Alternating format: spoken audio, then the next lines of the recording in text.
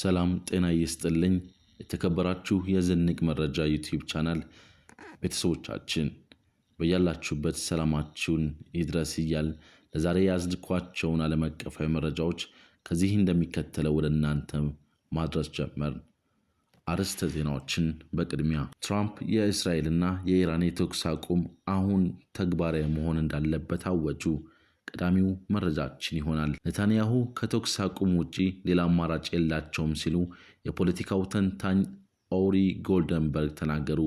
በዝርዝር የምናቀርበው ይሆናል። የኢራን ከፍተኛ የጸጥታ ምክር ቤት ከእስራኤል ጋር መስማማቱን አረጋግጧል። ኢራን ከኒውክሌር መከላከያ ውል ልትወጣ ነው ሲሉ ምንጮች ገለጹ።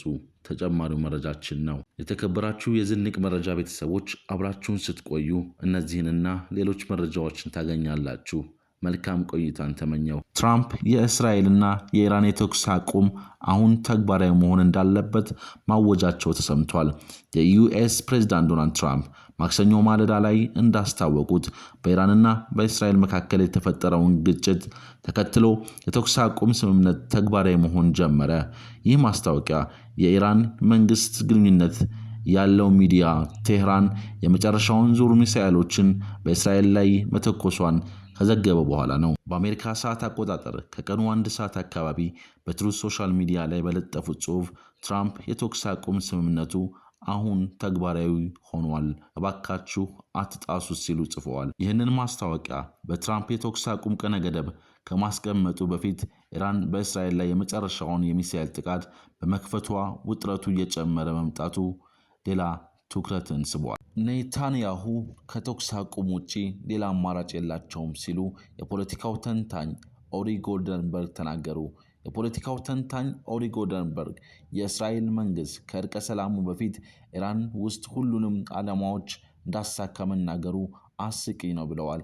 ጎልደንበርግ ከቴል አቪቭ ትንሽ ለመናገር በእውነተኛው ግልጽ አይደለም ሲሉ ጎልደንበርግ አልጀዚራ ተናግረዋል። ባለፈው ሳምንት እስራኤል ከኒውክሌር መርሃ ግብሩ ማኮላሸት ጀምሮ እስከ አገዛዝ ለውጥ ድረስ ስለ ሁሉ ነገር ስትናገር ሰምተናል። በኢራን የኒውክሌር ፋሲሊቲዎች ላይ የተወሰነ ጉዳት ቢደርስም ጎልደንበርግ የኢራን የበለጸገ የዩራኒየም ክምችት ተጎድቷል ወይም መውደሙ ሙሉ በሙሉ ግልጽ አይደለም ብለዋል። ጎልደንበርግ እንዳሉት እስራኤል በተኩስ አቁም ስምምነት ላይ ደረሰችው በኢራን ጥቃት እየደረሰ ባለው ጉዳትና በትራምፕ አስተዳደር ሊገመት በሚችለው ጫና ምክንያት ነው። ጎልደንበርግ የእስራኤልን ፈረስ ከትራምፕ ፉርጎ ጋር ለመግጠም ከወሰነ ኔታንያሁ ምንም ምርጫ አልነበረውም ያሉ ሲሆን ኔታንያሁ ማንኛውንም የትራምፕ ቁማር ለመጫወት ወስኗል በሚል ሐሳባቸውን ሰጥተዋል። ኢራን ለእስራኤል የስለላ ድርጅት ሲሰሩ ቆይተዋል በሚል ወንጀል የተከሰሱ 6 ሰዎችን አሰረች።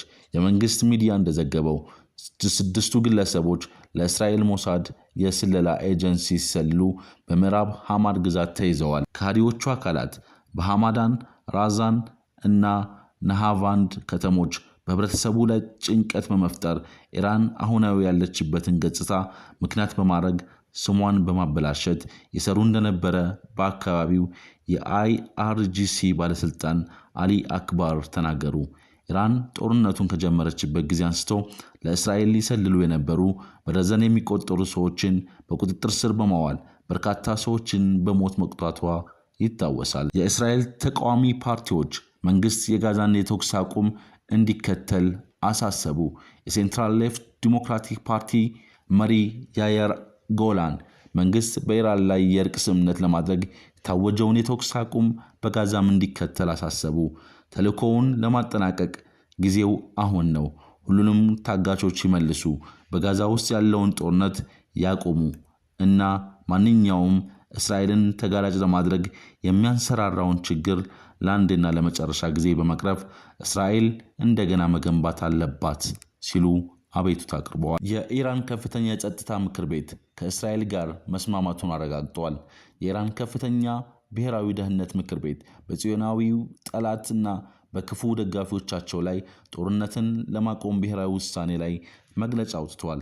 የኢራን ታጣቂ ኃይሎች ለጠላት ጭካኔ አስፈሪና አርአያነት ያለው ምላሽ መስጠታቸውን የገለጹ ሲሆን ከነዚህም ውስጥ ትላንት ምሽት በኳታር በሚገኘው የአሜሪካ ጦር ሰፈር ላይ ባደረጉት ጥቃትና ጎህ ሲቀድ የሚሳኤል ጥቃት በእስራኤል ላይ ማድረሱን አሳውቀዋል። ምክር ቤቱ ቴህራንን በግዛቷ ላይ ለደረሰው ጥቃት በተመጣጣኝና በጊዜ ምላሽ የሰጠች ሲሆን ጠላትን በግዳጅ እንዲጸጸት፣ ሽንፈትን እንዲቀበልና ጥቃቱን በአንድ ወገን እንዲያቆም አድርጓል ብለዋል። የኢራን እስላማዊ ሪፐብሊክ ታጣቂ ኃይሎች በጠላት ቃል ላይ እምነት ሳይጥሉ በሀገራቸው ላይ ለሚፈጸሙ ማንኛውም ጥሰት ወሳኝ ምላሽ ለመስጠት ዝግጁ መሆናቸውን አያይዘውም ገልጸዋል። ኢራን ከአቶሚክ ኤነርጂ ኤጀንሲ አባልነት ልትወጣ ነው ሲሉ ምንጮች ገለጹ። በቴህራን ዩኒቨርሲቲ ፕሮፌሰር የሆኑት ፉአድ ኢዛዲ ለአልጀዚራ እንደተናገሩት ኢራን ከዓለም አቀፉ የአቶሚክ ኤጀንሲ ጋር የምትተባበረው የኒውክሌር መከላከል ስምምነት አባል በመሆኗ ነው። ነገር ግን ይህ ትብብር ቴህራንን አልጠቀመም ብለዋል። ስለዚህ ኢራን በሚቀጥሉት ቀናትና ሳምንታት ውስጥ ሀገራት ከአቶሚክ ኤነርጂ ኤጀንሲው ለቀው እንዲወጡ የሚፈቅደውን የስምምነት አንቀጽ 10ን ልትጠቀም እንደምትችል ተናግረዋል። ኢራን የግድ የዚህ ስምምነት አባል መሆን አይጠበቅባትም። አባል ያልሆኑ ብዙ ሀገሮች አሉ። እስራኤል ለምሳሌ አባል አይደለችም ሲሉ ኢዛድ ተናግረዋል። በዓለም አቀፍ የአቶሚክ ኤነርጂ ኤጀንሲ ቁጥጥር ስር የነበሩት የኢራን የኒውክሌር ጣቢያዎች የዓለም አቀፉን ሕግጋት እየተከተሉ ጥቃት መፈጸሙን ግምት ውስጥ በማስገባት ኢራን የኤጀንሲው አባል ሀገር መሆን የለባትም ነበር በማለት የተቃውሙ ሲሆን እነዚህ ጣቢያዎች በተለየ ሁኔታ ሁልጊዜ ክትትል የሚደረግባቸው እንደመሆናቸው መጠን ሲጠቁ ዝም ብሎ ማየት አግባብነት የለውም በማለት ወቅሰዋል። እነዚህና መሰል መረጃዎችን ወደ እናንተ አደረስ። በቀጣይ እስክንገናኝ ድረስ ቸር ሰንብቱ።